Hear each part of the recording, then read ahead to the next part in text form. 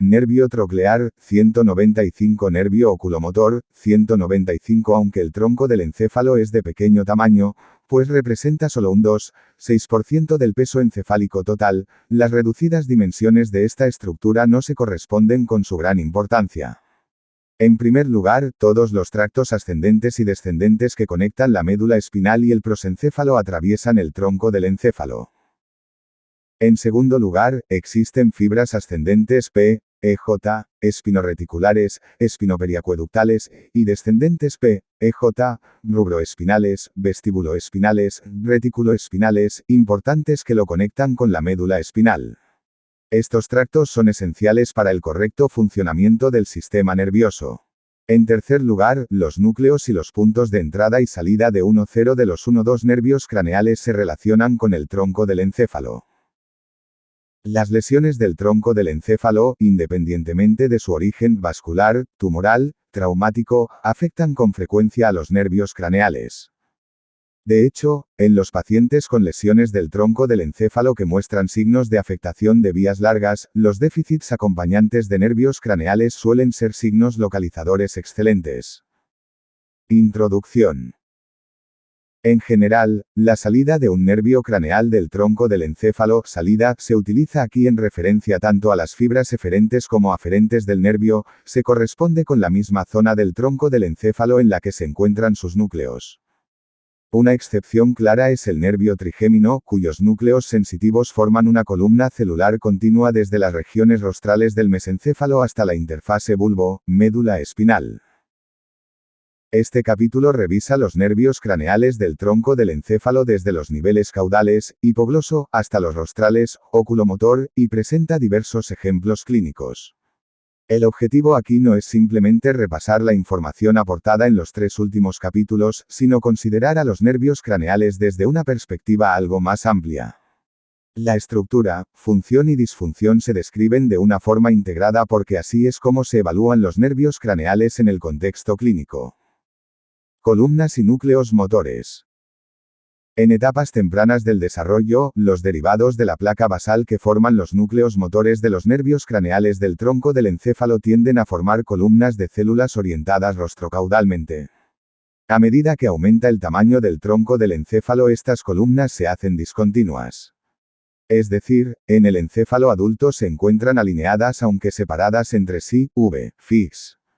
10, 5 a 10, 7. Como ya hemos visto y revisaremos aquí, aquellos núcleos que están alineados entre sí y que se han originado de la misma columna original tienen características embrionarias, estructurales y funcionales comunes. Los núcleos motores de los nervios craneales más mediales del tronco del encéfalo son los núcleos del hipogloso, 12, abducens, bitroclear, IV, y oculomotor, 3, fig, 14, 1. Estos núcleos comparten 3 características.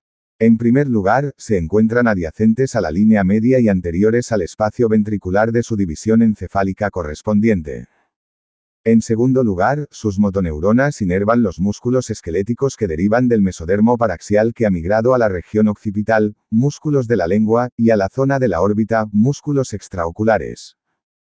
En tercer lugar, el componente funcional de las motoneuronas inferiores que forman estos núcleos es de tipo eferente somático, es lo que refleja el hecho de que estas motoneuronas inervan músculos esqueléticos que se originan del mesodermo paraxial que no se localiza en los arcos faríngeos. Inmediatamente laterales a la columna se sitúan los núcleos visceromotores que colectivamente constituyen la porción craneal de la división craneosacra, parasimpática, del sistema nervioso vegetativo.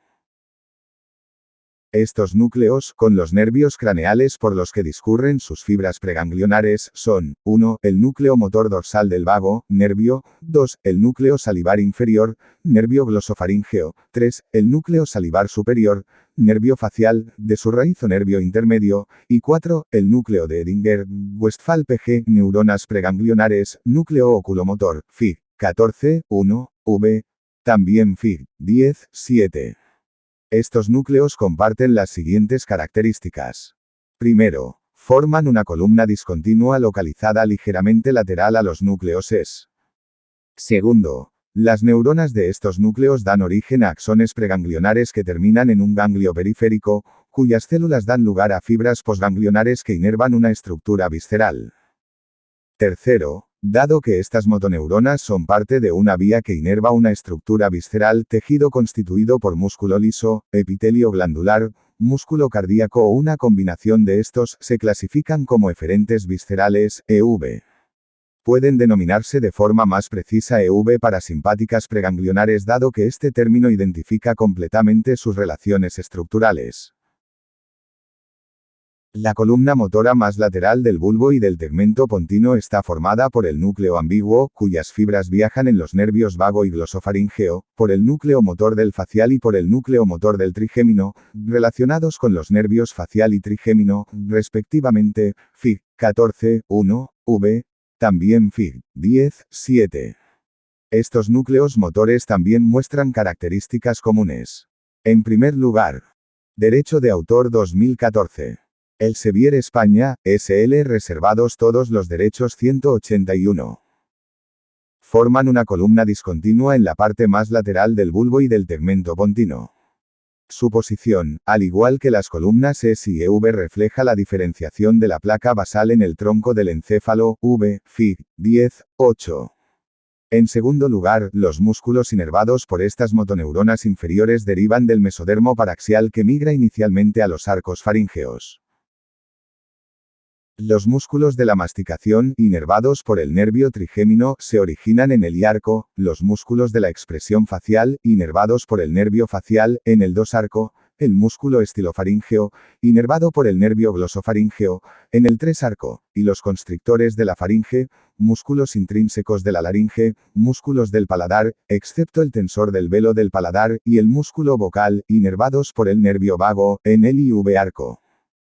En tercer lugar, debido al hecho de que estas motoneuronas inferiores inervan músculos esqueléticos que también derivan del mesodermo paraxial, V, Fig. 1, 0, 8, se clasifican como eferentes somáticas, ES. Columnas y núcleos sensitivos. Los derivados de la placa alar que dan origen a los núcleos de los nervios sensitivos del tronco del encéfalo se localizan lateralmente al surco limitante, V, Figs. 10, 5 y 10, 6. A diferencia de los núcleos motores, que forman columnas celulares orientadas rostrocaudalmente aunque discontinuas, el conjunto de los tres núcleos sensitivos del tronco del encéfalo puede describirse realmente como columnas continuas en el adulto. Estas columnas o núcleos sensitivos se localizan en la superficie lateral del tronco del encéfalo. La más medial de estas columnas es el núcleo solitario y su tracto, que es el centro aferente visceral del tronco del encéfalo, Fig. 14, 1, V, también Fig. 10, 7. Independientemente de qué nervio craneal retorne la información aferente al tronco del encéfalo, las prolongaciones centrales de estas fibras aferentes primarias contribuyen a formar el tracto solitario, cuyas fibras terminan en el núcleo solitario, Fig. 14, 2. La información aferente visceral, avenida, es conducida centralmente por los nervios facial, glosofaríngeo y vago mediante fibras gustativas y fibras que conducen la sensibilidad visceral de las glándulas salivares y de las vísceras del tórax y del abdomen. La mayor parte de información gustativa alcanza las porciones rostrales del núcleo solitario, denominado a veces núcleo gustativo, mientras que otros tipos de sensibilidad visceral entran por la porción caudal del núcleo solitario, a veces denominado núcleo cardiorrespiratorio, Fig. 14, 2. Puesto que el nervio craneal más rostral que contribuye al tracto y al núcleo solitario es el nervio facial, un nervio de la unión pontobulbar, este tracto y su núcleo se encuentran a lo largo de todo el bulbo, pero no se extienden rostralmente más allá de la unión pontobulbar. Inmediatamente posteriores y adyacentes al tracto y al núcleo solitario se encuentran los núcleos vestibulares medial y espinal. Núdeo rojo. Nervio oculomotor tubérculo mamilar. Nervio troclear. Ganglio del trigémino. División oftálmica del V. División maxilar del V. Raíz motora del TN gemno. División mandibular del V. Nervio abducens. Nervio facial e intermedio. Nervio vestibulococlear. Nervio glosofaríngeo. Nervio vago. Nervio hipogloso. Nervio accesorio. Núdeo preganglionar de Edinger, Westphal. Núdeo del oculomotor. Núdeo mesencefálico. Núdeo del troclear. Núcleo del accesorio. Núdeo sensitiva PNNCI PAL núcleo motor del trigémino núdeo del abducens. Rodilla interna del nemo facial núdeo salivar superior. Núdeo espinal del trigémino, porción oral núcleo motor del facial. Núdeo salivar inferior. Núdeo solitario, y tracto. Núdeo motor dorsal del vago núcleo ambiguo. Núdeo del hipogloso. Núdeo solitario, y tracto. Núdeo espinal del trigémino, porción caudal. Sustancia gelatinosa, lámina espinal 2.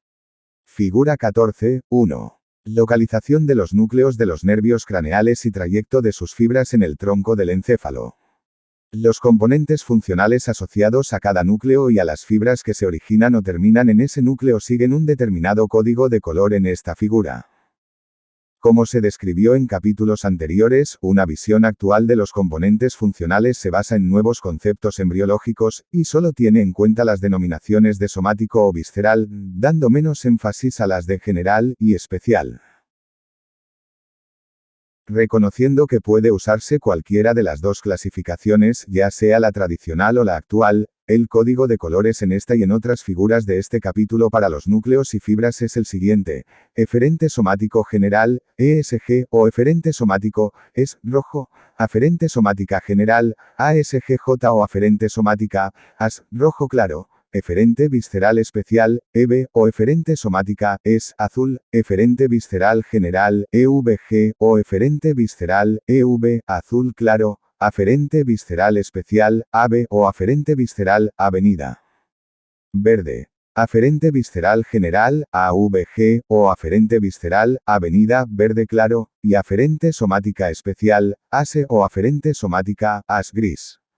CI, colículo inferior; CS, colículo superior; OI, oliva inferior. Modificada con autorización de Carpenter MB, Sutini, Human Neuroanatomy, 8. Aed. Baltimore, Williams Wilkins, 1983. Derecho de autor. ELSEVIER. FOTCOPIARSIN. AUTORIZACION. ESUN. DELITO. Estos continúan rostralmente, se unen con los núcleos cocleares anterior y posterior en la transición pontovulvar, y limitan en el puente caudal con los núcleos vestibulares superior y lateral, Fig. 14, 9. Esta columna celular solo recibe aferencias sensitivas del nervio vestibulococlear, 8 nervio craneal, y de ella dependen la AUDI. Rostral. Figura 14, 2. Representación esquemática del tracto y núcleo solitario. Los componentes funcionales asociados a sus porciones rostral y caudal y los nervios craneales que conducen estas aferencias se muestran en letras y en números de tamaño proporcional para cada área. AS, componente exteroceptivo, y el sentido del equilibrio, AS, componente propioceptivo. Los núcleos sensitivos del trigémino forman una columna celular continua que se extiende desde la unión bulboespinal hasta el mesencéfalo rostral, Fig. 14, 1, V. También Fig. 10, 7. Estos núcleos se dividen en uno, el núcleo espinal del trigémino, que consta de una porción caudal, una porción interpolar y una porción oral, localizadas en el bulbo lateral y que se extienden hasta el puente caudal. 2. El núcleo sensitivo principal, localizado a nivel pontino medio, y 3. El núcleo mesencefálico, que se extiende rostralmente por el mesencéfalo en el borde lateral de la sustancia gris periacueductal, Fig. 14, 1, V. También Fig. 13, 8. Igual que en el caso del núcleo y tracto solitario, el centro receptor visceral del tronco del encéfalo, el núcleo sensitivo principal y especialmente el núcleo espinal del trigémino constituyen el centro receptor sensitivo general del tronco del encéfalo. Aunque las fibras aferentes somáticas, AS de la sensibilidad dolorosa y térmica entran en el tronco del encéfalo a través de 4 nervios craneales diferentes: trigémino, facial, glosofaríngeo y vago, las prolongaciones centrales de estas fibras aferentes primarias entran en el tracto espinal del trigémino y terminan en el núcleo espinal del trigémino situado inmediatamente medial. Nervios craneales del bulbo RAQUIDEO. Los nervios craneales cuya salida se identifica habitualmente en el bulbo incluyen desde el nervio hipogloso, 12 nervio craneal, hasta el nervio abducens, binervio craneal fix. 14. 3 y 14, 4. No obstante, en la siguiente discusión, los nervios abducens, bifacial 7, y vestíbulo-coclear, 8, son considerados nervios de la unión pontobulbar. En consecuencia, los nervios que generalmente se asocian solo al bulbo son los nervios hipogloso, 12, accesorio, sí. Infundíbulo. IXNC. XNC. Surco retrolivar. Surco predivar. Neno accesorio, CNC. Barra baja tip. Quiasma óptico. Nervio órtico, 2NC. Artena carótida interna. S3 mayor que artena comunicante posterior. Artena cerebral. Posterior. Nervio oculomotor, IINC. Arteria cerebelosa superior. Nervio troclear, IVNC. Nervio trigémino, VNC. Nervio abducens, BNC.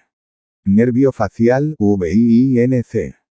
Nervio intermedio, parte del BILNC. Nervio vestíbulo-coclear, 8NC. Nervio glosofaríngeo, IXNC. Nervio vago, XNC. Nervio hipogloso, 12NC. Eminencia olivar interior. Pirámide. Figura 14, 3. Visión anterior, ventral del tronco del encéfalo centrada en los nervios craneales, NC. Vago, X, y glosofaríngeo, IX fix. 14, 3 y 14, 4. La situación particular del nervio accesorio es abordada más adelante. Nervio hipogloso. El núcleo del nervio hipogloso se localiza por dentro del trígono hipogloso. Los axones de las motoneuronas del hipogloso se dirigen hacia adelante en el bulbo a lo largo de la cara lateral del lemnisco medial y de la pirámide, V, Fig. 1, 1, 1, 1, para salir por el surco preolivar mediante una serie de raicillas que forman el nervio hipogloso, fix. 14, 3 y 14, 5. Continúan a través del conducto del hipogloso y se distribuyen a los músculos intrínsecos de la lengua y a los músculos hiogloso, palatogloso y geniogloso, Fig. 14, 6. Además del nervio hipogloso, el conducto del hipogloso también puede contener una vena emisaria y una pequeña rama meningea para la duramadre de la fosa posterior procedente de la arteria faríngea ascendente. La irrigación del núcleo del hipogloso y de sus fibras de salida depende de ramas perforantes de la arteria espinal anterior.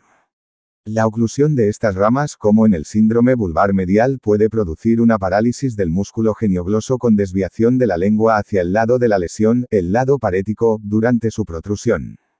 Además, el paciente experimenta una hemiparesia contralateral por afectación del tracto corticoespinal, y una pérdida contralateral del sentido de la posición, del sentido vibratorio y de la capacidad de discriminación de 2 puntos por afectación del lemnisco medial, debido a que la arteria espinal anterior también irriga estas estructuras.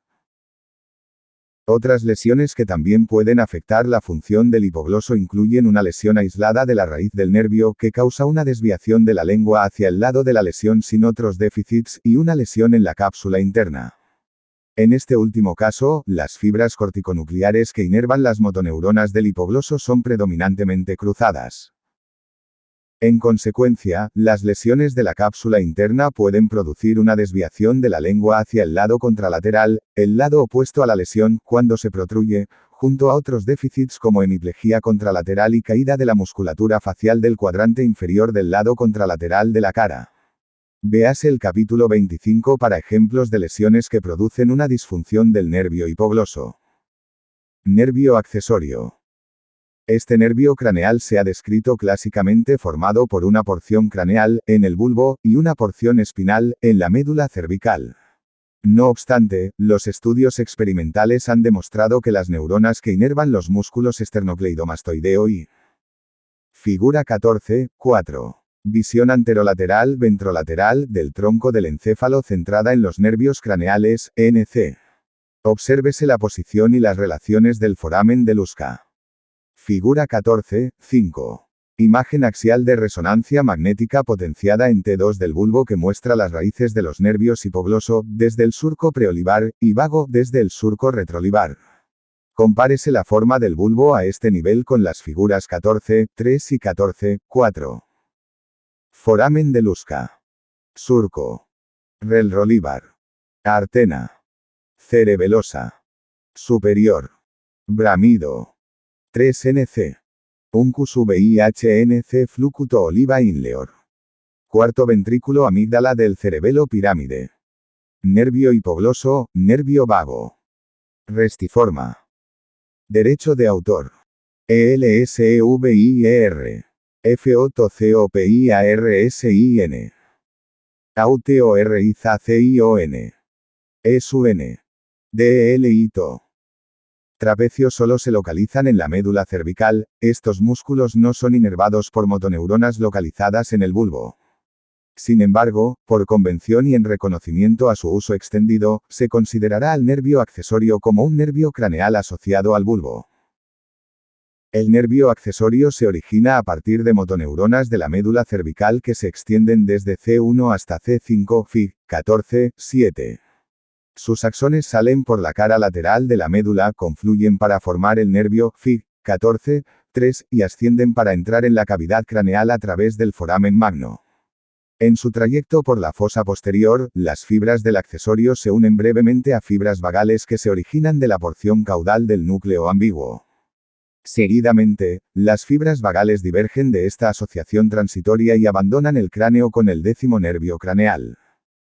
Las fibras accesorias forman el 11º nervio craneal, que no recibe otras contribuciones del bulbo, y junto a los nervios craneales y X sale de la cavidad craneal a través del foramen yugular, Fig. 14.8. Núcleo del hipogloso. Figura 14.6. Origen central y distribución periférica del nervio hipogloso, 12 nervio craneal. Oliva inferior. Foramen yugular. Ganglio superior. Conducto auditivo externo, duramadre de la fosa posterior, ganglio interior. Guslo procedente de la epítops, raíz de la lengua, paladar. Músculos inervados. Faríngeos intrínsecos de la laringe vocal. Gran parte del paladar, esófago, supe. Ganglios intramurralos. Músculo liso y epitelio glandular del tubo digestivo, músculo cardíaco, núcleo motor del laal. Núcleo y tracto. Espinal del trigémino, núcleo ambiguo. Núcleo y tracto solitario, NU. Gust. Núcleo motor.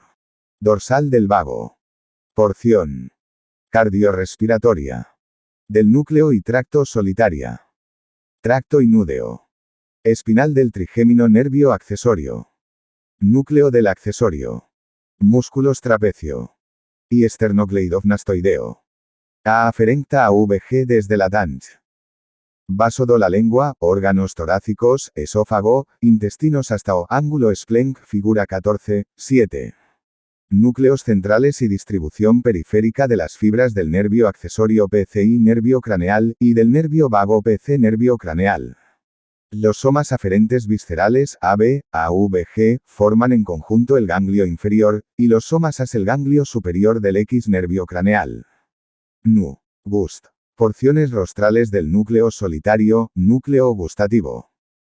La relación del nervio accesorio con el vago es similar a la que mantiene el nervio facial con el trigémino a través de la cuerda del tímpano. En este último caso, las fibras gustativas de los 2/3 anteriores de la lengua viajan en el nervio trigémino y luego se unen al nervio facial a través de la cuerda del tímpano. Sin embargo, a lo largo de todo su recorrido, estas fibras gustativas se consideran una parte del 7º nervio craneal, no del 5º. De la misma forma, las fibras del nervio accesorio se unen temporalmente al nervio vago y luego lo abandonan para salir del cráneo, Fig. 14.7. Estas fibras del nervio accesorio no se originan en el bulbo, no se distribuyen periféricamente con el nervio vago y tienen sus células de origen en la médula cervical. Lo que clásicamente se ha llamado porción craneal del nervio accesorio es realmente una denominación errónea. Estas fibras representan las porciones caudales del nervio vago con las que se relaciona transitoriamente el nervio accesorio.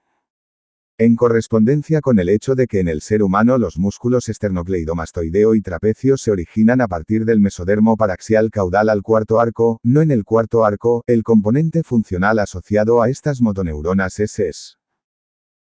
Las lesiones de la raíz del nervio accesorio ocasionan una caída del hombro, por parálisis del trapecio, ipsilateral y dificultad para girar.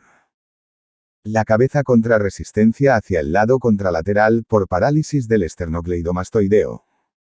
La debilidad de estos músculos no resulta especialmente obvia en las lesiones de la médula cervical, ya que el déficit más evidente será la hemiplegia que indica una lesión de las fibras corticoespinales.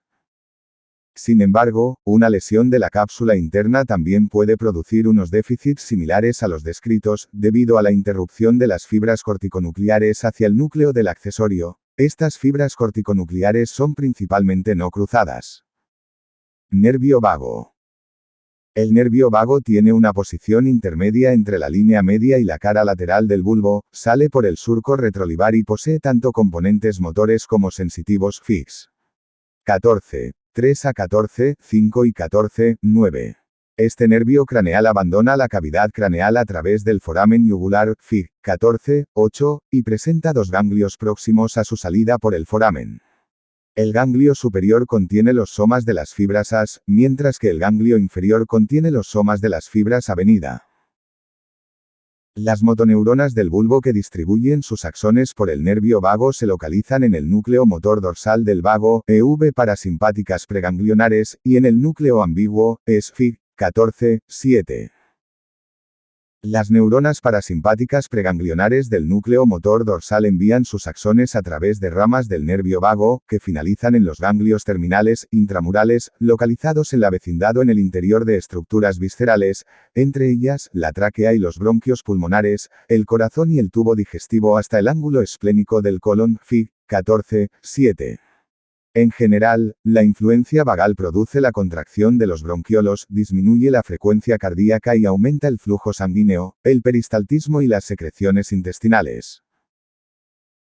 Los axones de las motoneuronas del núcleo ambiguo se distribuyen a través de ramas del nervio vago a los músculos constrictores de la faringe, los músculos intrínsecos de la laringe, incluido el músculo vocal, los músculos del paladar, excepto el tensor del velo del paladar, que está inervado por el quinto nervio craneal, y el músculo esquelético de la mitad superior del esófago aproximadamente, Fig. 14, 7.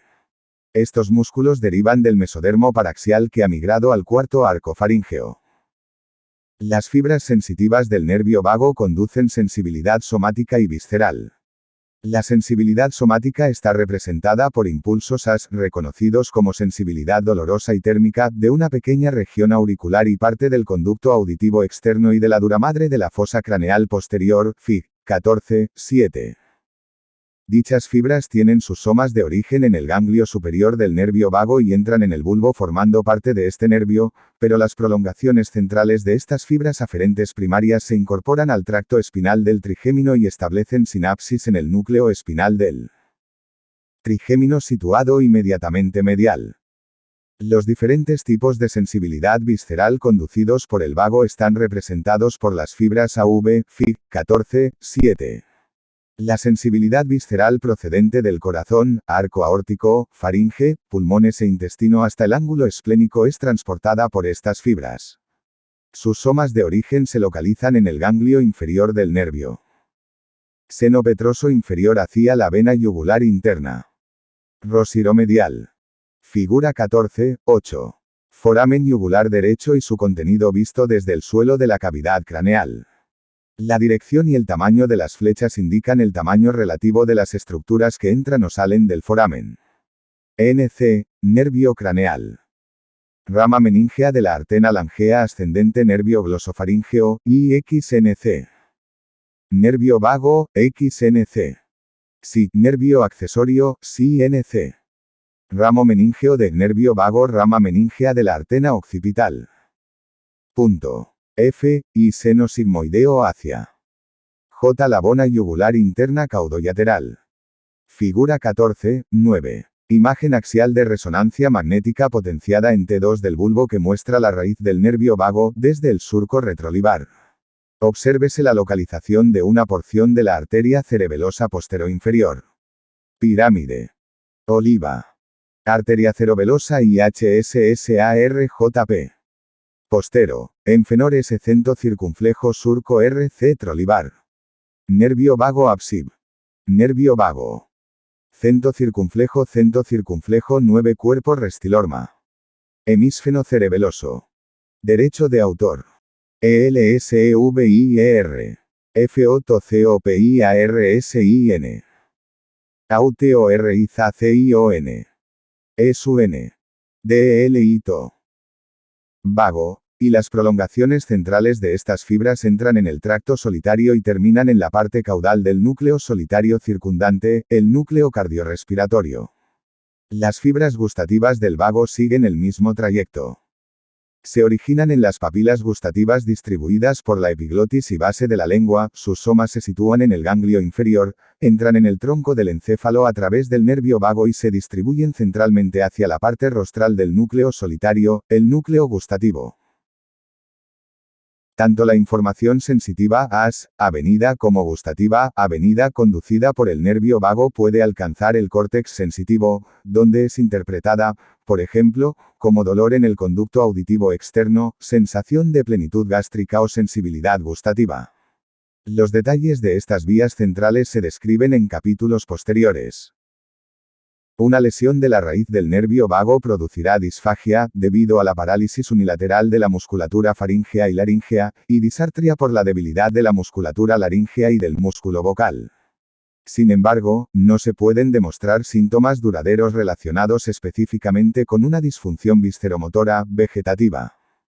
La pérdida gustativa no es detectable y no se puede explorar, y la pequeña pérdida somatosensitiva que afecta al orificio y al conducto auditivo externo generalmente carece de consecuencias. Una alteración vulvar unilateral, por tumores, lesiones vasculares o por una siringobulbia, puede ocasionar déficits similares, como los descritos anteriormente, debidos a la afectación del núcleo ambiguo. Las lesiones vulvares bilaterales pueden producir afonía, afagia, disnea o estridor inspiratorio.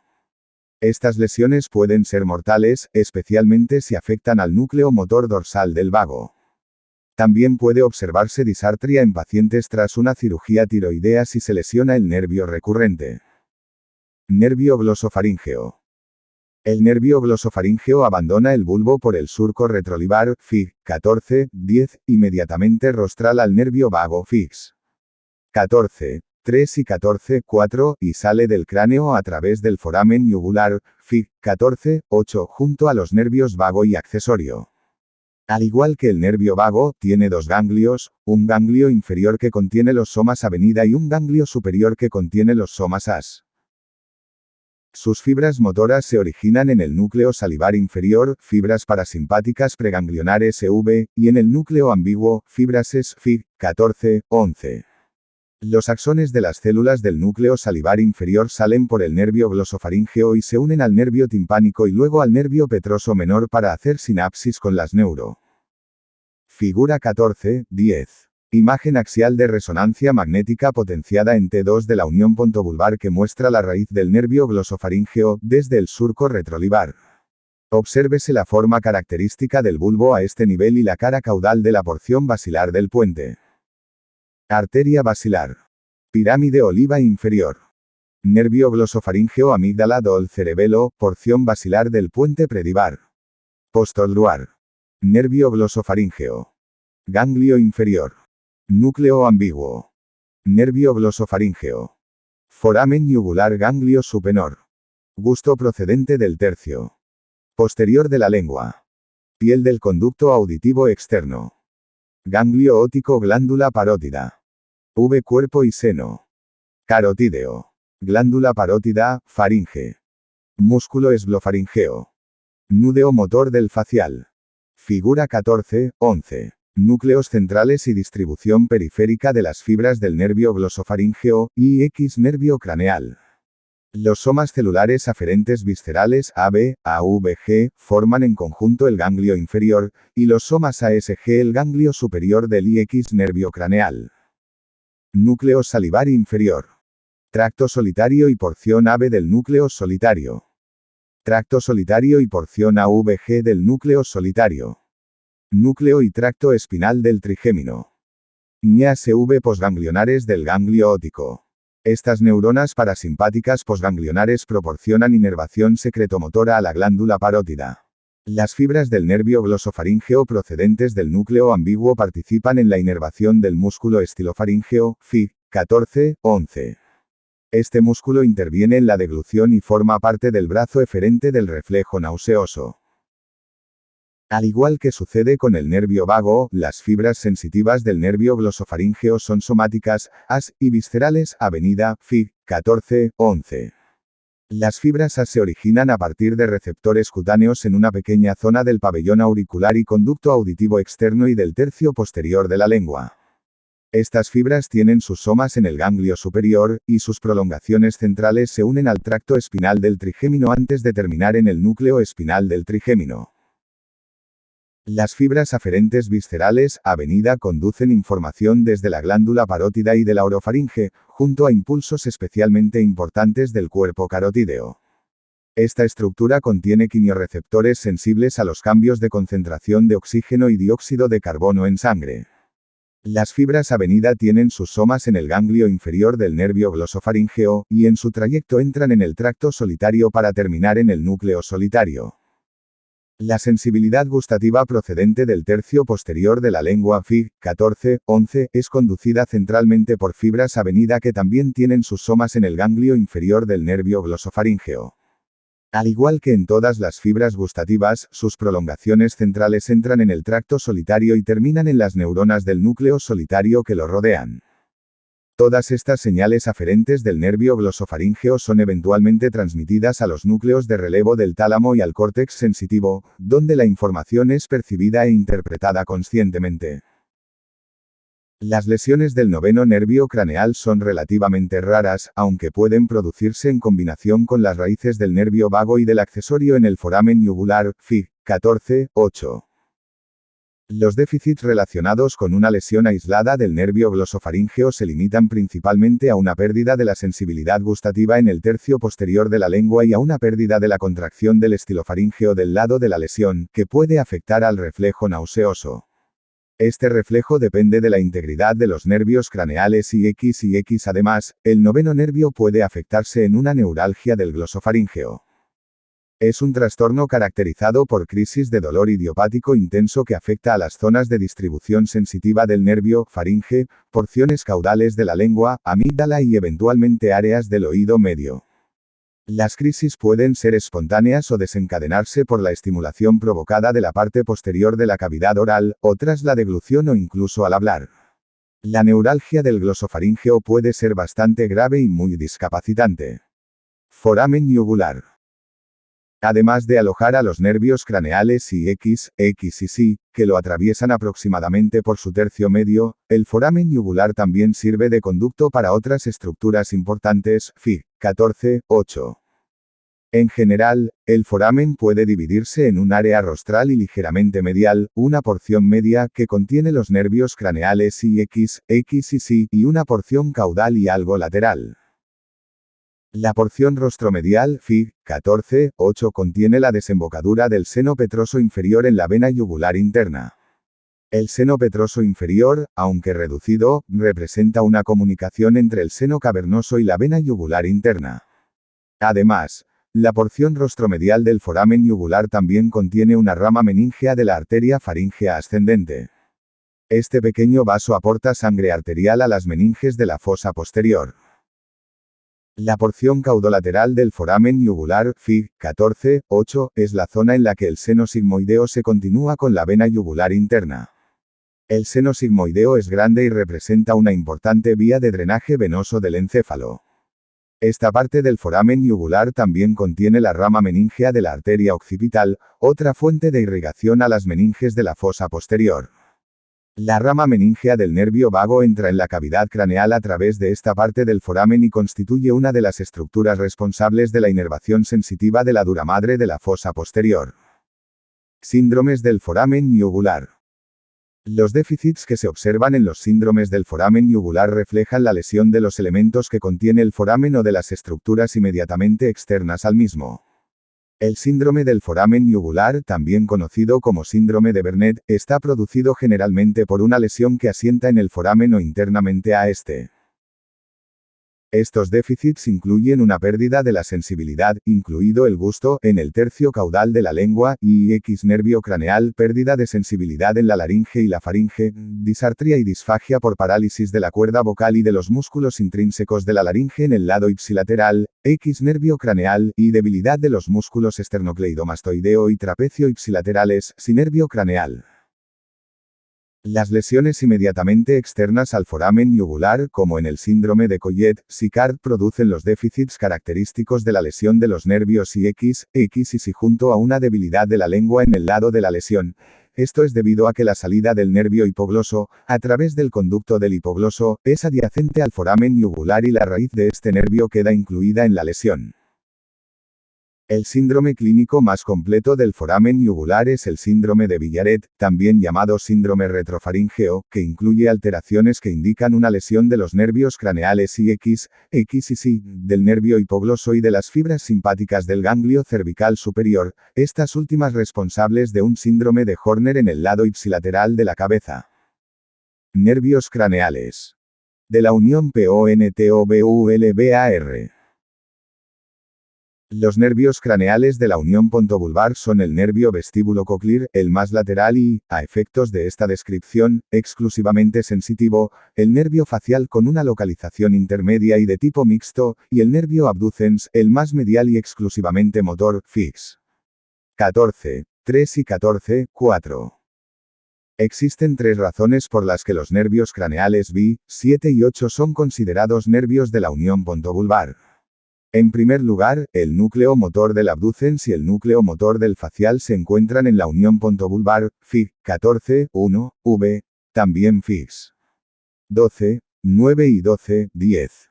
En segundo lugar, en los seres humanos la salida de los tres nervios se localiza en el borde caudal del puente Fig. 14, 3. De hecho, dos de los tres nervios, facial y vestíbulo-coclear, abandonan el cráneo a través del mismo foramen. En tercer lugar, desde una perspectiva de anatomía comparada, los nervios craneales B, 7 y 8 no emergen del bulbo. Por ejemplo, en animales con un córtex cerebral y un cerebelo más simples, y en consecuencia con un puente más pequeño, estos nervios craneales salen del encéfalo próximos al cuerpo trapezoide, que queda expuesto en la superficie del tronco del encéfalo. En los seres humanos, debido al mayor tamaño del puente, el cuerpo trapezoide se localiza internamente aunque continúa situado en la unión pontobulbar. Por estas razones, resulta apropiado considerar a estos tres nervios craneales de la forma en la que aquí se presentan. Nervio vestíbulo-coclear. El octavo nervio craneal es el más lateral, Fig. 14, 3 de los nervios craneales del tronco del encéfalo y se relaciona centralmente con los núcleos cocleares posterior y anterior, as exteroceptivo, audición, y con los núcleos vestibulares medial, espinal, inferior, superior y lateral, as propioceptivo, postura y equilibrio. Las dos porciones del 8 nervio craneal se originan a partir de receptores altamente especializados que se encuentran bien protegidos en la porción petrosa del hueso temporal. Estos receptores se describen en los capítulos 21 y 22. Aunque las raíces de los nervios vestibular y coclear forman fascículos separados en su origen, avanzan hasta constituir básicamente una sola raíz nerviosa en su punto de entrada al tronco del encéfalo. El nervio vestíbulo-coclear y el nervio facial entran en la cavidad craneal atravesando el conducto auditivo interno, Fix. 14, 12 a 14, 14.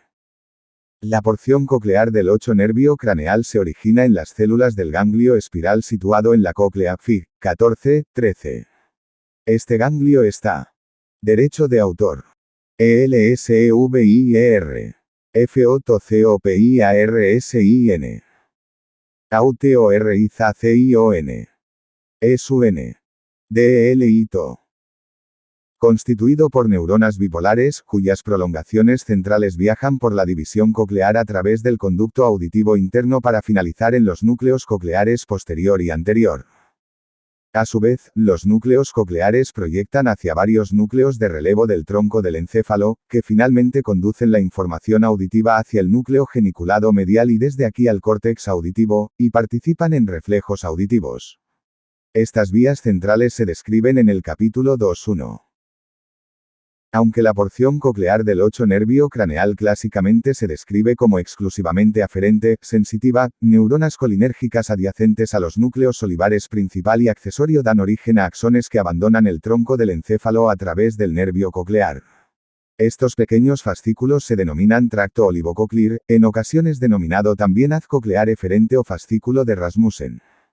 Estas fibras eferentes del nervio coclear hacen sinapsis en las células ciliadas internas y externas y se encargan de inhibir, deprimir, la capacidad de la célula ciliada para responder a los estímulos. La división vestibular del 8 nervio craneal se origina a partir de las neuronas bipolares del ganglio vestibular localizado medialmente con respecto a los conductos semicirculares, Fig. 14, 13, v. Cap.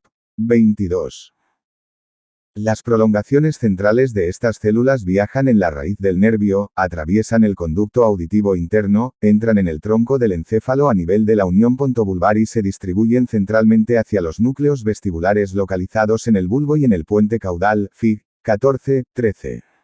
El conducto auditivo interno aloja no solo al nervio vestibulococlear sino también al nervio facial, incluida su raíz intermedia, y a la arteria laberíntica.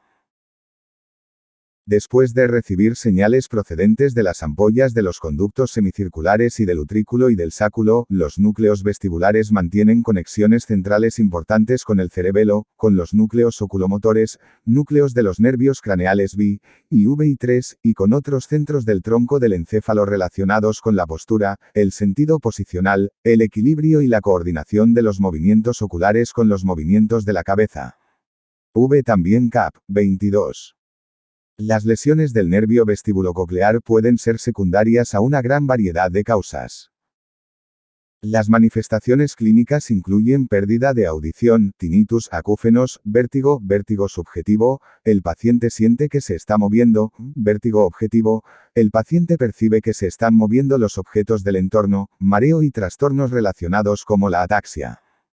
Las lesiones de la cóclea, el ganglio espiral o las fibras cocleares del 8 nervio craneal producen una pérdida de audición en el lado de la lesión. Este tipo de pérdida auditiva corresponde a una sordera neurosensorial. Las lesiones troncoencefálicas, o a niveles más altos, pueden afectar a la capacidad del paciente para interpretar o localizar de forma precisa un sonido en el espacio, aunque estas lesiones no producen sordera en un oído. La sordera de conducción se produce por un fallo en la conducción a través del oído medio, habitualmente por afectación de la cadena de huesecillos. El tinnitus es una sensación de zumbido, de silbido o de ruidos percibida por el paciente. Se relaciona con el componente auditivo del 8 nervio craneal y puede deberse a una figura 14, 12. Imagen axial de resonancia magnética potenciada en T2 de la unión pontobulbar a través del conducto auditivo interno y de la salida del nervio vestibulococlear. El nervio facial también atraviesa esta abertura. Obsérvese el aspecto característico del tronco del encéfalo a este nivel y de la cóclea y los conductos semicirculares. La arteria laberíntica se origina de la arteria cerebelosa anteroinferior e irriga el oído interno. Figura 14, 13. Origen periférico y terminación central de las fibras sensitivas primarias del nervio vestibulococlear, 8 nervio craneal. Arteria basilar, conducto auditivo intoma. Artena cerebelosa anteroinferior cóclea. Conductos semicirculares. Nervio vestofibulococlear. Porción basilar del puente. Ganglio. Geniculado. Foramen. Ostilomastoideo. El núcleo salivar superior, J núcleo del abducens. Roglia interna del facial. Núcleo motor del facial, núcleo y tracto solitario. Núcleo y tracto espinal del trigémino. Conduelo auditivo interno. Ganglio. Pterigopalatino, glándulas nasales, palatinas y lagrimales. Gusto procedente de los 2/3 anteriores de la lengua. Glándulas salivares submandrachlar. Y sublingual, ganglio submandibular, cuerda del tímpano. Músculos dolaoexpresio facial y vientre posterior del CF gástrico. Piel del conducto auditivo externo. Raíces del nervio, axial e intermedio. Figura 14, 14. Núcleos centrales y distribución periférica de las fibras del nervio facial, 7 nervio craneal. No se muestran aquí las escasas fibras AVG desde la nasofaringe, paladar y glándulas salivales submandibular y sublingual. Tienen sus somas de origen en el ganglio geniculado y proyectan a regiones más caudales del núcleo solitario. Lesión de la porción periférica de este o aparecer tras lesiones centrales que dañen las fibras o estructuras auditivas. La alteración de las fibras vestibulares del 8 nervio craneal da lugar a vértigo, una percepción de movimiento, y nistagmo, que pueden acompañarse de náuseas y vómitos. El vértigo puede ser subjetivo, el paciente percibe que su cuerpo se está moviendo, u objetivo, el paciente percibe que se mueven los objetos del entorno. El nistagmo, movimientos oscilatorios rítmicos de los ojos, se produce por la interrupción de la influencia vestibular sobre las motoneuronas del tronco del encéfalo que controlan los movimientos oculares, y las náuseas y los vómitos son una consecuencia natural de la desconexión entre los movimientos corporales u oculares y el entorno. Las lesiones de los núcleos vestibulares y de sus principales conexiones centrales, especialmente con el cerebelo, producen una sensación de ataxia e inestabilidad de la marcha, el paciente siente que ha perdido el equilibrio, y nistagmo. Estos signos y síntomas pueden oscilar entre leves y graves y acompañarse de náuseas y vómitos. Todos estos signos y síntomas de disfunción vestibular pueden ser debidos a una gran variedad de causas, tales como la toxicidad de ciertos fármacos, traumatismos, diabetes, lesiones cerebelosas y neurinomas del acústico. El síndrome de Meniere se caracteriza por una pérdida de audición y distorsión de los sonidos, así como por vértigo y una sensación de mareo e inestabilidad al caminar o en bipedestación. Su causa es desconocida, aunque parece existir un aumento de la presión endolinfática acompañado por un incremento de tamaño del utrículo, del sáculo y del conducto coclear. Lesiones del ángulo pontocerebeloso.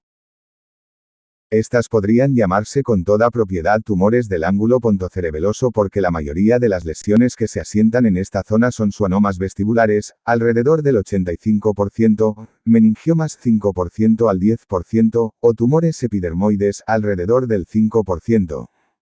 En ocasiones, los schwannomas vestibulares son denominados incorrectamente neurinomas del acústico. Este término es incorrecto, pues son tumores que se originan específicamente de las células de Schwann de la raíz vestibular, no de la raíz acústica. Los déficits asociados a este tumor específico son inicialmente tinnitus, marcha inestable y pérdida progresiva de audición en ese oído, a medida que el tumor crece y comprime la raíz auditiva, con una debilidad de los músculos faciales ipsilaterales que aparece en fases más tardías. Si son muy grandes, habitualmente más de 3 centímetros, estos tumores pueden comprimir la raíz del nervio trigémino y también producir déficits sensitivos o sensaciones dolorosas similares al tic doloroso. Por el contrario, los meningiomas pueden originarse en los bordes del conducto auditivo interno con frecuencia de sus paredes anterior o superior, y producir una debilidad facial precoz seguida más adelante de una pérdida de audición y de dolor, por afectación de la raíz del trigémino. Aunque un meningioma puede erosionar y agrandar ligeramente el conducto auditivo interno, el ensanchamiento significativo de esta abertura es una característica que se observa con mayor frecuencia en las imágenes de tomografía computarizada de pacientes con un schwannoma vestibular. Los tumores epidermoides, también denominados quistes epidermoides o colesteatomas, se originan a partir de acúmulos de epidermis que han quedado secuestrados durante el desarrollo y que dan lugar a una lesión benigna de crecimiento lento. Estos tumores habitualmente están tapizados por un epitelio y contienen restos celulares, proteínas y colesterol. La salida del contenido del quiste puede producir crisis recurrentes de meningitis aséptica. Aunque son relativamente raras, estas lesiones pueden encontrarse en cualquier localización del sistema nervioso central. Cuando se encuentran en el ángulo pontocerebeloso pueden provocar déficits relacionados con la afectación de los nervios craneales V7 y 8. Nervio facial. El núcleo motor del nervio facial se localiza en el puente, inmediatamente rostral a la transición pontobulbar fix. 14. 1 y 14. 14. Los axones de las motoneuronas del núcleo del facial siguen un curso posteromedial para incurvarse alrededor del núcleo del abducens desde su parte caudal a la rostral antes de girar en dirección anterolateral para salir del tronco del encéfalo fig. 14. 14.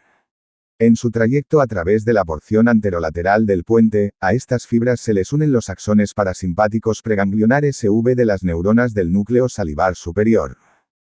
Estas fibras se unen junto a las fibras avenida gustativas de los 2/3 anteriores de la lengua, las fibras as del pabellón auricular y unas pocas fibras avenida forman el nervio intermedio, Fig. 14.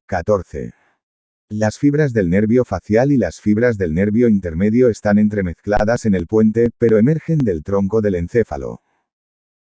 Derecho de autor. ELSEVIER.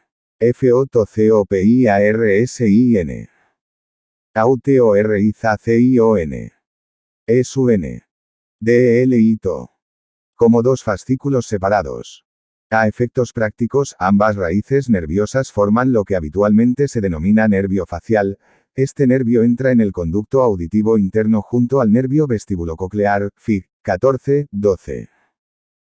Después de abandonar el tronco del encéfalo en el ángulo pontocerebeloso, los nervios facial e intermedio se fusionan y se unen al nervio vestibulococlear. Estos troncos nerviosos entran en la porción petrosa del hueso temporal a través del conducto auditivo interno, Fig. 14, acompañados por la arteria laberíntica. Siguiendo un curso posterolateral a través del conducto facial en la porción petrosa del hueso temporal, el nervio facial se aproxima a la caja del tímpano, donde gira bruscamente hacia atrás, rodilla interna, y continúa por encima y por detrás de ella para salir finalmente del hueso temporal a través del foramen estilomastoideo. El ganglio geniculado, Fig. 14 del nervio facial se localiza en la rodilla interna, y es aquí donde se forma el nervio petroso mayor a partir de fibras parasimpáticas preganglionares CV que abandonan el nervio facial. El nervio petroso mayor discurre anteromedialmente a través de la porción petrosa del hueso temporal y por encima de ella hasta alcanzar el área inmediatamente superior al foramen rasgado anterior, donde se une al nervio petroso profundo para constituir el nervio del conducto pterigoideo. Desde aquí, los axones parasimpáticos preganglionares entran en el ganglio pterigopalatino. Las fibras posganglionares parasimpáticas de este ganglio inervan la mucosa del paladar duro y del paladar blando, de la cavidad nasal y de los senos paranasales, Fig. 14.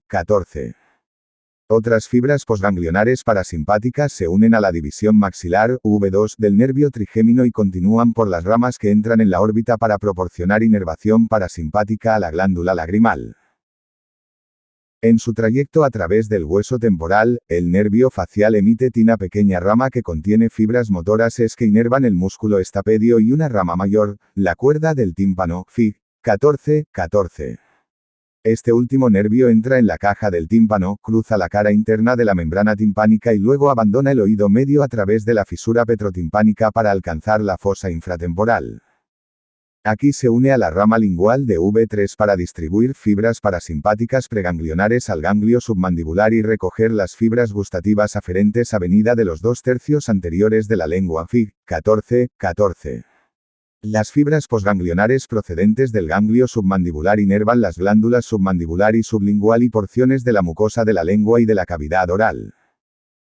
Al salir por el foramen estilomastoideo, el nervio facial atraviesa y rodea la glándula parótida, mientras se divide en sus 5 ramas terminales. La mayor parte de fibras que se encuentran en el nervio facial en este punto proporcionan inervación motora a los músculos de la expresión facial, Fig. 14, al vientre posterior del músculo digástrico y al músculo estiloioideo.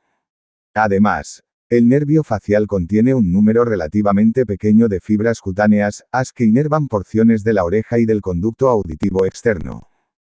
El nervio facial incluye 2 tipos de fibras sensitivas. Las primeras, las fibras gustativas, avenida, viajan en dirección central desde los 2/3 anteriores de la lengua, inicialmente por la rama lingual de V3. Estas fibras abandonan luego el nervio lingual a través de la cuerda del tímpano para unirse al nervio facial y alcanzar sus somas en el ganglio geniculado, Fig. 14. Las prolongaciones centrales de estas fibras aferentes primarias continúan con el nervio facial, entran en la cavidad craneal a través del conducto auditivo interno y penetran en el tronco del encéfalo con el nervio intermedio. Estas fibras se incorporan al tracto solitario y terminan en las porciones rostrales del núcleo solitario, núcleo gustativo, la zona receptora central de todas las señales gustativas, Fig. 14. Además, existe un pequeño número de fibras avenida que conducen la sensibilidad procedente de las glándulas salivales sublingual y submandibular y de las mucosas del paladar y de la nasofaringe. Sus somas también se localizan en el ganglio geniculado, y terminan en las porciones más caudales del tracto y del núcleo solitario, núcleo cardiorrespiratorio. El segundo tipo de fibras sensitivas del nervio facial es relativamente escaso en número.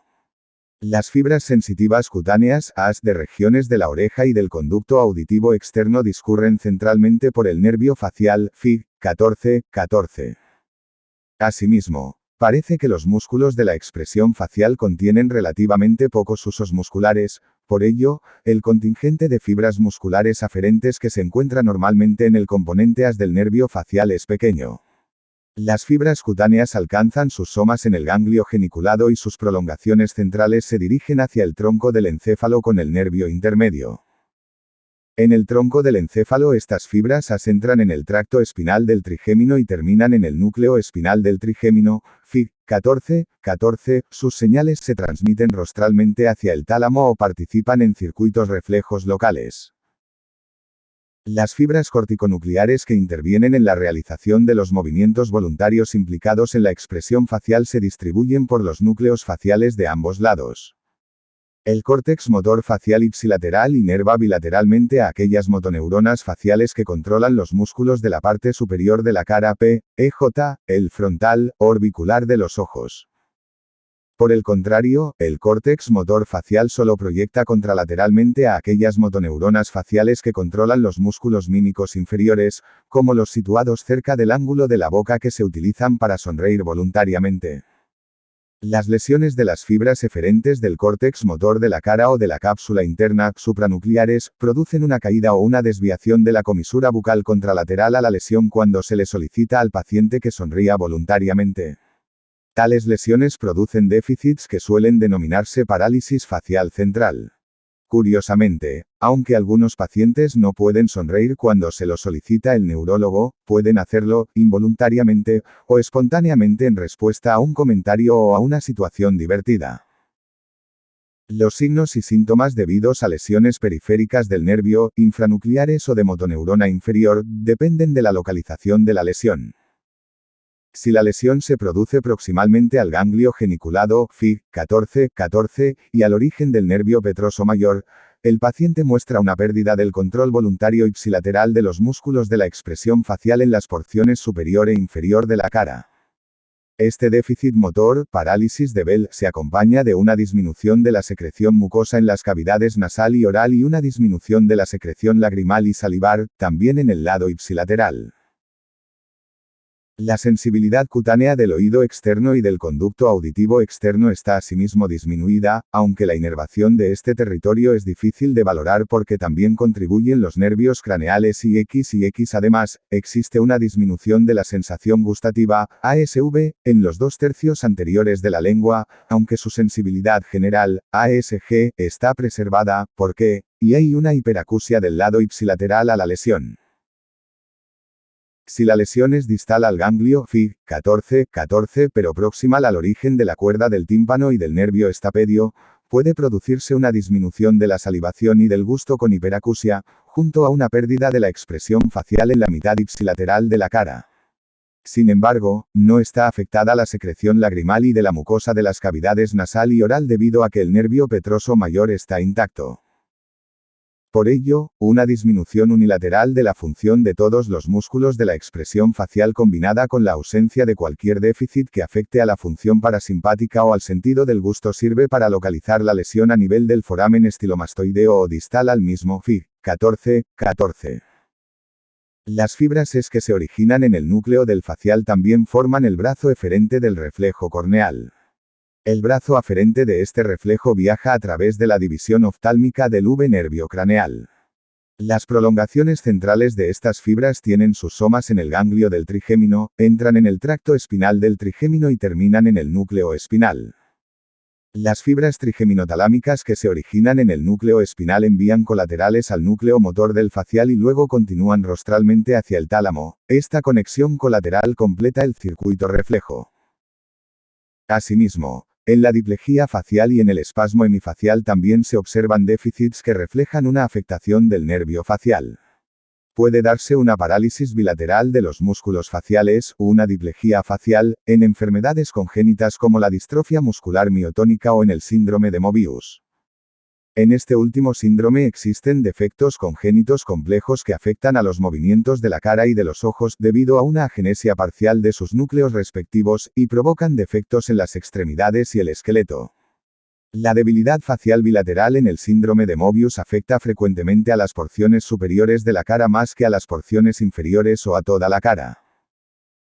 También se observa una diplejía facial en pacientes con una enfermedad de Lyme característica de esta enfermedad, en acuellos con un síndrome de Guillain-Barré, aproximadamente el 50% de los casos fatales tendrán esta característica, o en pacientes con una intoxicación por botulismo o una infección por Corynebacterium diphtheriae. Los espasmos semifaciales son contracciones irregulares y a veces dolorosas de los músculos faciales que pueden estar desencadenadas por movimientos faciales voluntarios. Aunque en ciertos casos la etiología es desconocida, el espasmo hemifacial puede aparecer tras un episodio de una parálisis de velo deberse a la compresión de la raíz del nervio facial por una lesión o por un vaso. En este último caso probablemente se trata de ramas aberrantes de la arteria cerebelosa anteroinferior. Nervio abducens. El núcleo del nervio abducens se localiza profundamente al colículo facial, Fig. 14.1. De hecho, esta estructura se encuentra en el suelo de la fosa romboidal inmediatamente lateral al surco medio y rostral a las estrías medulares del cuarto ventrículo. El núcleo del abducens contiene motoneuronas e interneuronas. Los axones de las motoneuronas del núcleo del abducens atraviesan el tegmento y la porción basilar del puente para salir en la unión pontobulbar, generalmente alineados con el surco preolivar formando el nervio abducens fix. 14, 3, 14, 4, 14, 10, 14, 15 y 14, 16. Después de abandonar el tronco del encéfalo, el nervio sigue un trayecto rostral a lo largo de la superficie de la porción basilar del puente, próximo a la línea media en la cisterna prepontina, fix. 14, 15 y 14, 16. Seguidamente estos axones entran y atraviesan el seno cavernoso en relación estrecha con la porción cavernosa de la arteria carótida interna, V, Fig. 8, 2, 2, y entran en la órbita a través de la fisura orbitaria superior. El nervio abducens inerva el músculo recto lateral ipsilateral, Fig. 14, 16. Las interneuronas del abducens envían sus axones al fascículo longitudinal medial contralateral, por el que ascienden hasta el núcleo del oculomotor de ese lado, Fig. 14, 16. Estas fibras cruzadas ascendentes establecen sinapsis excitatorias con las neuronas oculomotoras que inervan el músculo recto medial de ese lado. La conexión así establecida permite que cuando, por ejemplo, el paciente mira hacia la derecha, en el plano horizontal, el recto lateral derecho se contraiga, abducción de este ojo, y el recto medial izquierdo también lo haga, aducción de este otro ojo. Las lesiones que afectan a esta vía producen un cuadro clínico conocido como oftalmoplejía internuclear. Las lesiones del nervio abducens, de su núcleo o de los axones internucleares del fascículo longitudinal medial poseen características similares, aunque también otras distintivas específicas. Una afectación de las fibras del abducens en el puente como en el síndrome pontino. Figura 14, 15. Imagen de resonancia magnética potenciada en T del puente que muestra la salida del nervio trigémino y de los nervios abducens, en círculos, en la cisterna prepontina. Nervios. Pedúnculo cerebeloso medio. Cuarto ventrículo. Nervio trigémino. Porción basilar del puente tegmento pontino. Nervio troclear porción basilar del puente. Ganglio ciliar. Seno cavernoso. Fisura orbitaria superior. Músculos inervados. Recto superior elevador del párpado superior. Recto medial recto interior oblicuo interior. Esfínter de la pupila. Y ciliar oblicuo superior. Recto lateral. Nervio oculomotor. Núcleo preganglionar de Edinger-Westphal. Asterisco núcleo oculomotor. Núcleo del troclear. Fascículo longitudinal medial. Colículo facial. Núcleo del abducens nervio abducens. Figura 14, 16. Núcleos centrales y distribución periférica de los nervios abducens, binervio craneal, troclear, IV nervio craneal, y oculomotor, 3 nervio craneal. Las interneuronas del núcleo del abducens, en negro, entran en el fascículo longitudinal medial contralateral y se distribuyen a las motoneuronas del recto medial del núcleo del 3 nervio craneal. La interrupción de esta vía produce una oftalmoplejía internuclear.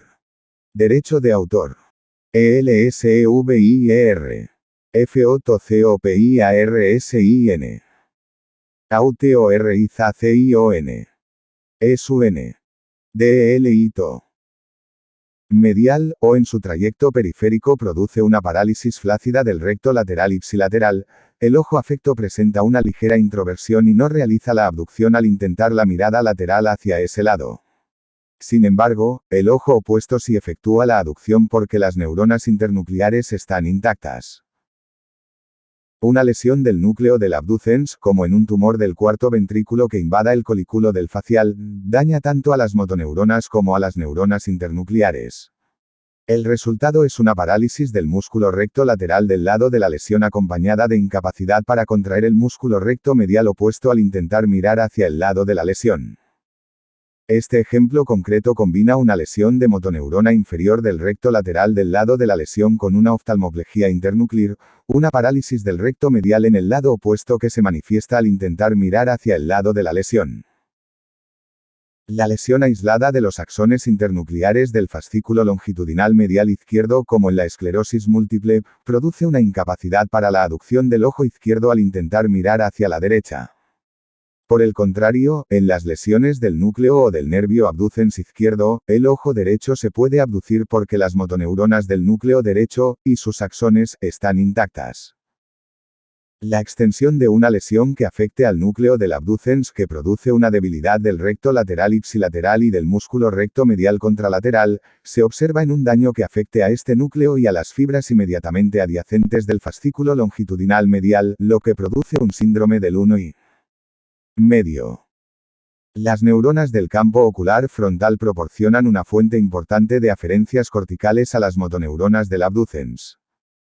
Esta área del córtex proyecta bilateralmente hacia la formación reticular pontina paramedial, FRPP, también denominada el centro de la mirada horizontal, y al colículo superior ipsilateral, que a su vez proyecta a la FRPP contralateral.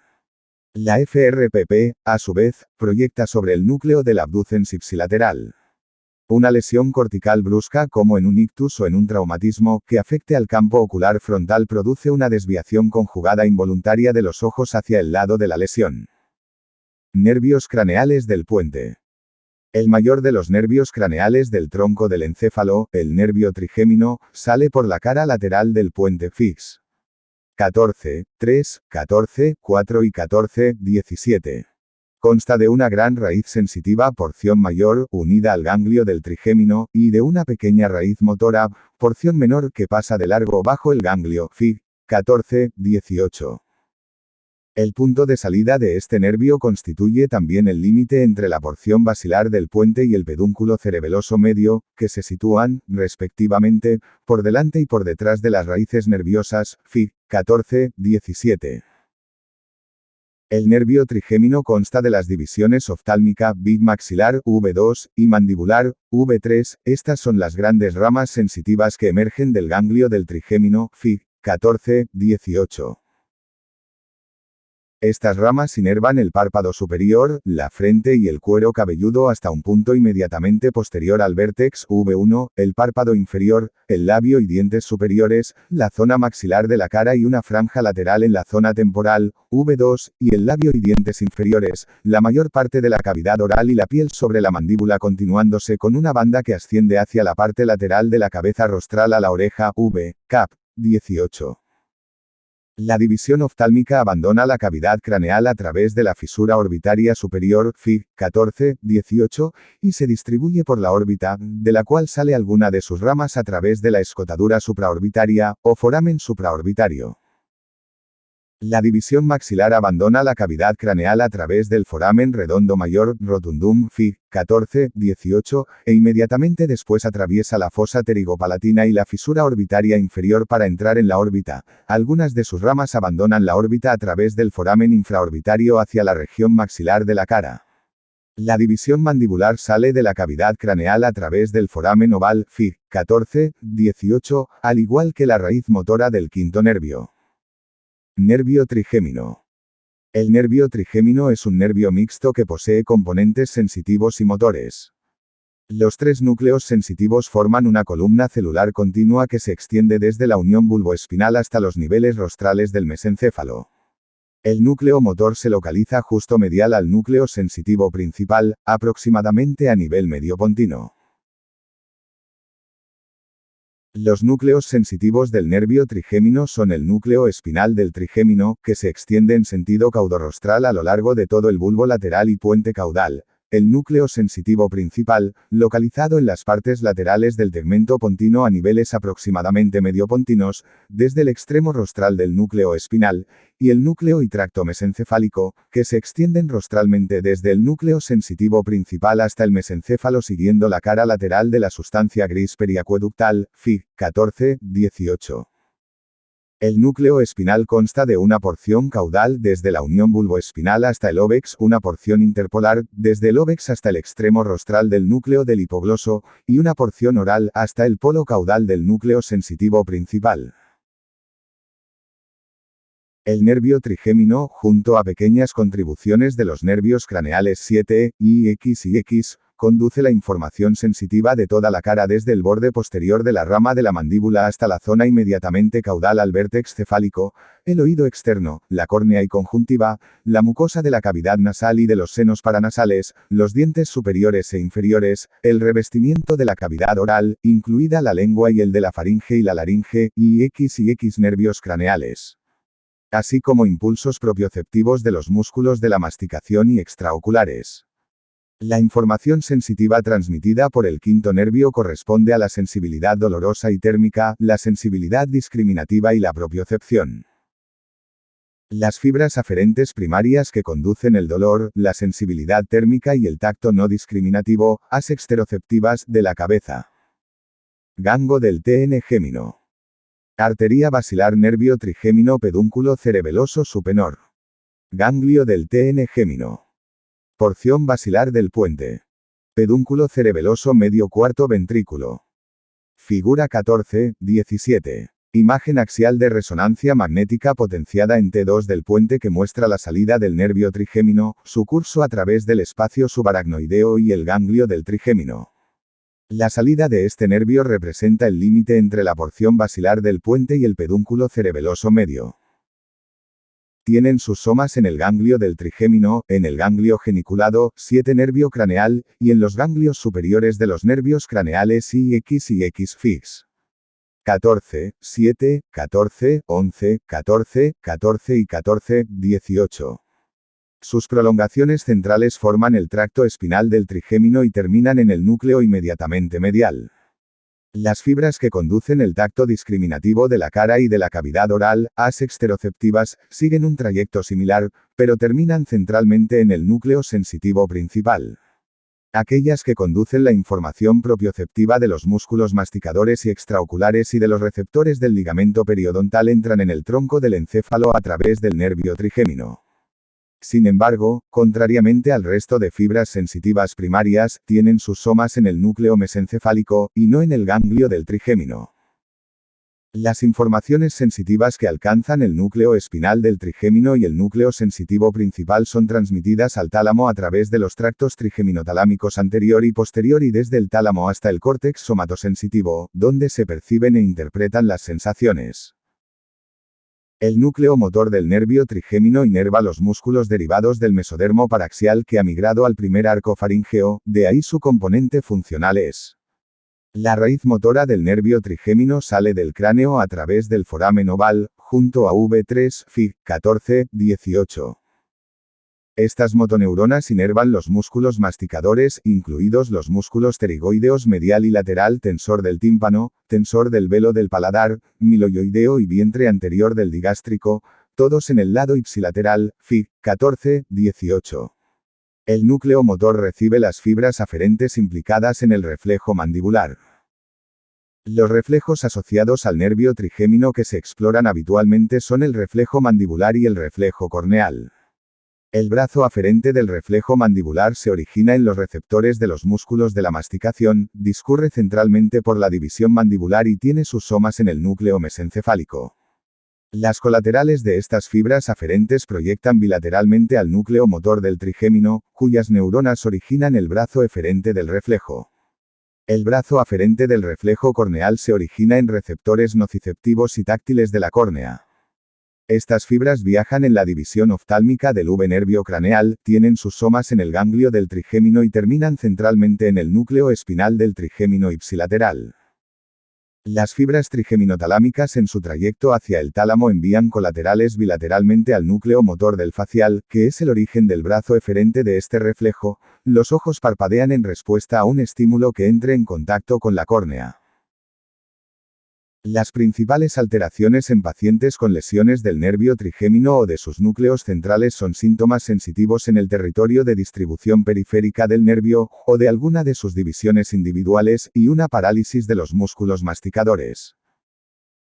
Los déficits sensitivos consisten en una pérdida completa de las sensibilidades termoalgésica y táctil del lado ipsilateral de la cara y de una gran parte del cuero cabelludo, una pérdida de las mismas modalidades sensitivas en la cavidad oral, y en los dientes del mismo lado y una pérdida del brazo aferente del reflejo corneal en respuesta a la estimulación táctil de la córnea, también en el mismo lado.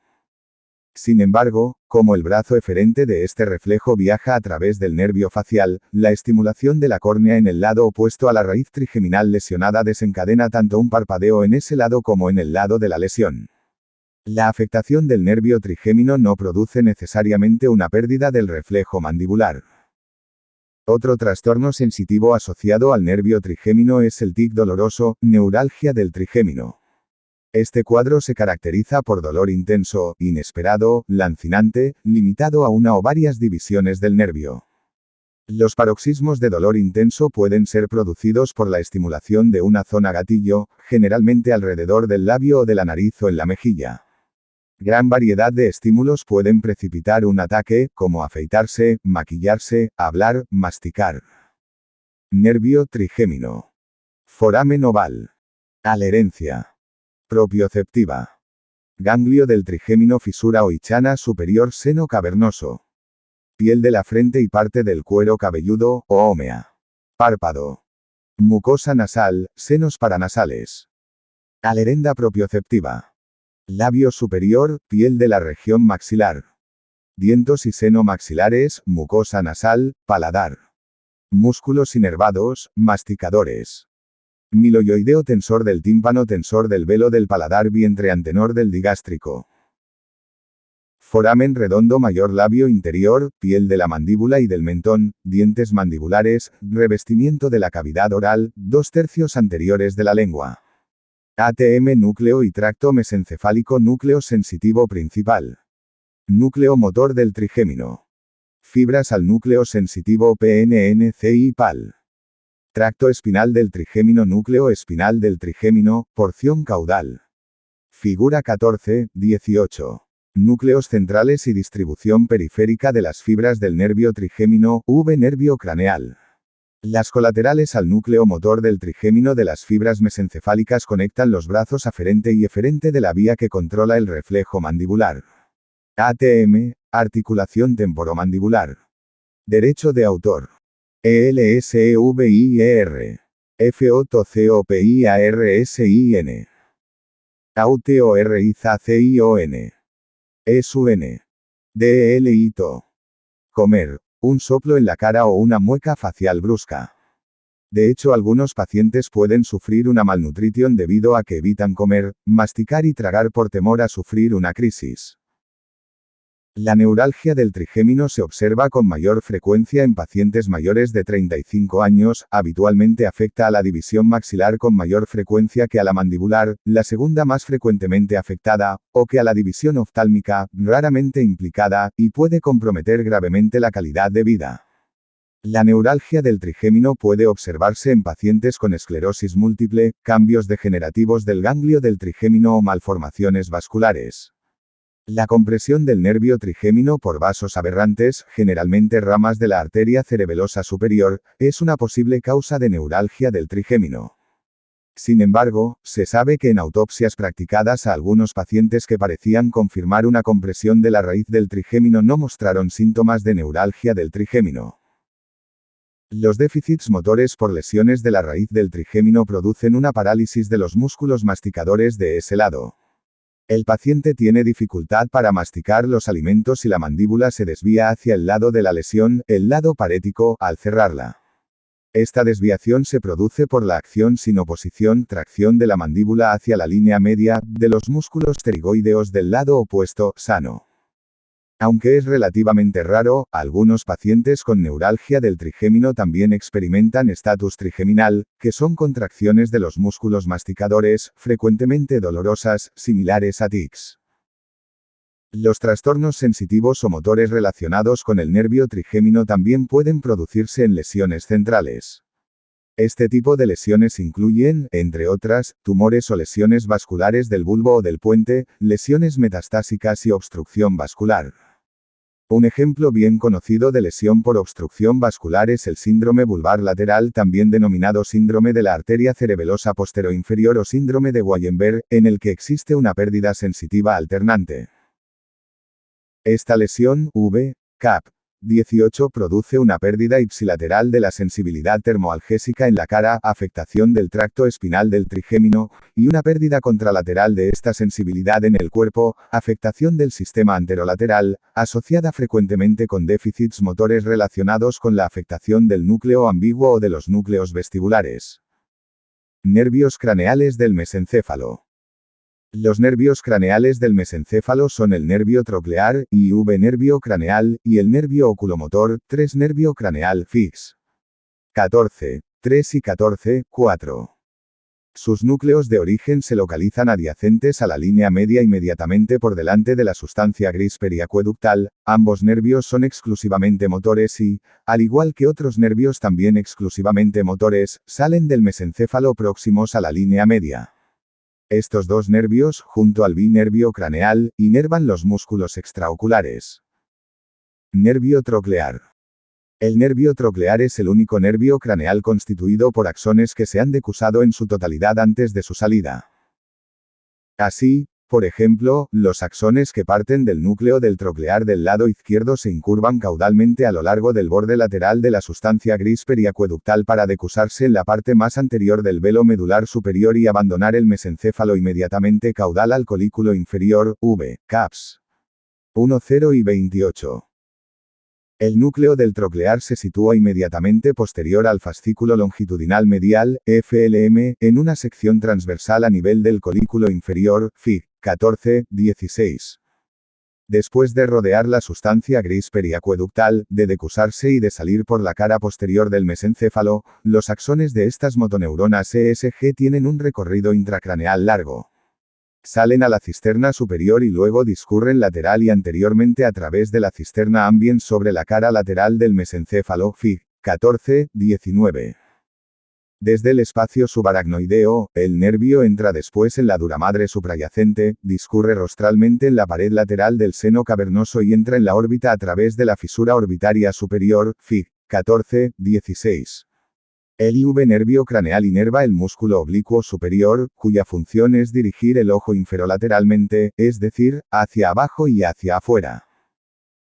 Es importante recordar que las motoneuronas del troclear inervan el músculo oblicuo superior contralateral, ya que las manifestaciones clínicas se corresponden con esta inervación. Por ejemplo, una lesión de la raíz del nervio en la cisterna ambiens o en el seno cavernoso, o en la fisura orbitaria superior, produce una parálisis del músculo oblicuo superior de ese lado. Si la lesión asienta en el lado izquierdo, el ojo izquierdo no puede rotar discretamente hacia abajo y hacia afuera. Por otro lado, en un paciente con esclerosis múltiple que afecte al FLM, cuya lesión se extienda al núcleo del troclear, se observa un cambio en la sintomatología.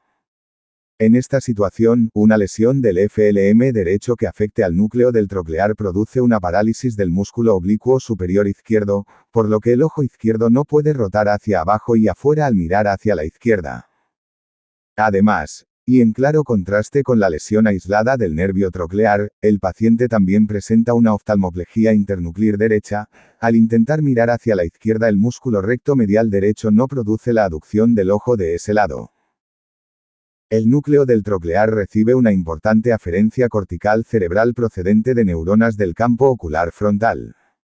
Estas proyecciones pasan al núcleo intersticial rostral del fascículo longitudinal medial, IRFLM, también conocido como centro de la mirada vertical, y al colículo superior, que también proyecta al IRFLM. Este último envía una gran proyección al núcleo del troclear ipsilateral y, en menor proyección, al núcleo contralateral.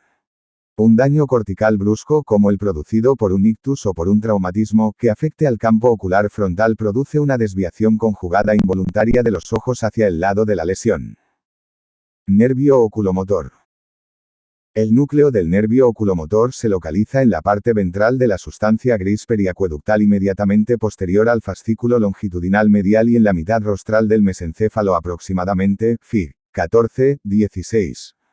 Se divide en varios subnúcleos más pequeños que contienen las motoneuronas que inervan a todos los músculos extraoculares excepto al oblicuo superior y al recto lateral.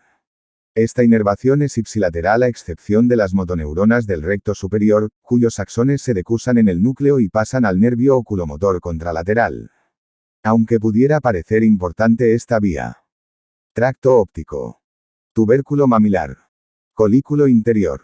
Hipotálamo. IR. Fosa interpeduncular. R. Centro circunflejo pie del pedúnculo cerebral.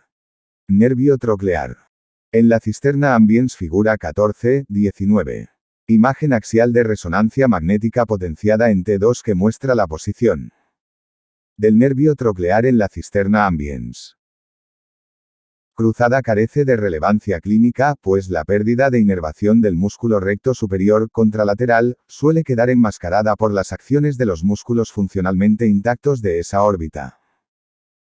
Los grupos celulares de Edinger-Westphal también se localizan en la sustancia gris periacueductal por detrás del complejo oculomotor, Fig. 14-16. Estos comprenden el núcleo de Edinger-Westphal de proyección central, EWPC, que se proyecta a los centros del tronco del encéfalo y de la médula implicados en las conductas de estrés, comer y beber, y el núcleo de Edinger-Westphal preganglionar, EWPG, cuyos axones constituyen las fibras preganglionares parasimpáticas que alcanzan el ganglio ciliar a través del nervio oculomotor. Las fibras oculomotoras se dirigen hacia adelante atravesando o rodeando el núcleo rojo para salir finalmente del mesencéfalo en la fosa interpeduncular, Fig. 14-20. Al salir del mesencéfalo, el nervio pasa entre las arterias cerebral posterior y cerebelosa superior, circula por la cisterna interpeduncular y perfora la duramadre lateral a la silla turca para discurrir en la pared lateral del seno cavernoso, V. Cap. 8. Seguidamente el nervio abandona la duramadre y atraviesa la fisura orbitaria superior, junto a los nervios craneales y BIB, para entrar en la órbita fix. 14, 16 y 14, 18. En la órbita, el nervio oculomotor se divide en superior e inferior, cada una de estas divisiones origina algunas pequeñas ramas comunicantes al ganglio ciliar, además de ramas musculares. A su vez, el ganglio ciliar emite varios nervios pequeños, los nervios ciliares cortos, que se dirigen hacia la cara posterior del globo ocular donde perforan la esclerótica y cursan hacia adelante para alcanzar los músculos esfínter de la pupila y ciliar, Fig. 14, 16. Existen 4 músculos lisos en cada órbita que reciben inervación visceromotora. Las fibras EV del nervio oculomotor entran en el ganglio ciliar, cuyas fibras parasimpáticas posganglionares inervan el músculo esfínter de la pupila y el músculo ciliar. Por el contrario, el músculo dilatador de la pupila y el músculo tarsal superior son activados por el simpático. Las fibras simpáticas posganglionares salen del ganglio cervical superior y viajan con el plexo carotídeo interno, para unirse a la arteria oftálmica. Después de entrar en la órbita con esta última arteria a través del conducto óptico, las fibras simpáticas posganglionares pueden unirse directamente al ganglio ciliar, o bien al nervio nasociliar, una rama de V desde la que se originan los nervios ciliares largos, o pueden incorporarse al nervio oculomotor para luego alcanzar el ganglio ciliar. Una vez en el ganglio ciliar, las fibras simpáticas continúan, sin hacer sinapsis, en los nervios ciliares cortos para inervar el músculo dilatador de la pupila. Algunas de las fibras simpáticas posganglionares que viajan por el nervio oculomotor continúan más allá del ganglio ciliar con el músculo elevador del párpado superior para alcanzar el músculo tarsal superior. Aunque se sabe que los músculos extraoculares contienen usos musculares, los nervios oculomotor, troclear y abducen son considerados nervios motores puros. Las fibras aferentes de los usos parecen unirse a los nervios sensitivos de la órbita, como los nervios frontal y nasociliar, y después pasan a través de vía hasta alcanzar sus somas en el ganglio del trigémino.